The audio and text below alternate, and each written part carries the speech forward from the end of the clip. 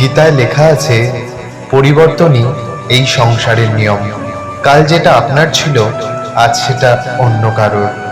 শ্রীকৃষ্ণ বলেন যে মানুষকে তার মনকে বারবার এটা বোঝানো উচিত যে ঈশ্বর ছাড়া তার এই দুনিয়ায় কেউই নেই। যা হয়েছে ভালোই হয়েছে, যা হবে তাও ভালোই হবে। অহংকার থাকলে অনুশাসন, বংশ এবং বৈভব তিনটিই ধ্বংস হয়ে যায়। জীবনে আপনি যত কঠিন পরিস্থিতির মধ্যে দিয়েই যান না কেন, নিজের পরিবারের সঙ্গ কখনোই ত্যাগ করবেন না। জীবনে সবকিছু শেষ হয়ে যাওয়া বলে কিছু হয় না। সব শেষ হওয়ার সাথে সর্বদা একটা নতুন শুরুর ইঙ্গিত থাকে। সুখ দুঃখের আসা যাওয়া জীবনে শীত গ্রীষ্মের আসা যাওয়ার মতোই। এজন্য এটা সহ্য করতে শেখাটাই উচিত হবে। সময় কখনো থেমে থাকে না।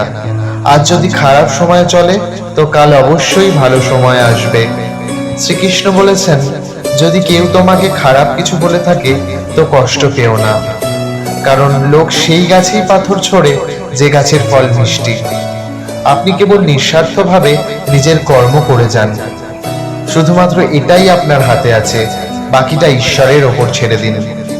মৃত্যুর ভয় কখনো করবে না, কারণ আত্মা অমর। এই সংসারে কোনো কিছুই চিরস্থায়ী নয়। যে রাস্তা ঈশ্বর আপনার জন্য খুলেছে, সেটা কেউ কখনো বন্ধ করতে পারবে না। চুপ থাকা ভালো, সব থেকে ভালো সেই ব্যক্তির জন্য যে আপনার শব্দকে গুরুত্ব দেয় না। মানুষ যতই ফর্সা হোক না কেন, তার ছায়া কিন্তু সবসময় কালোই হয়। রাধে রাধে।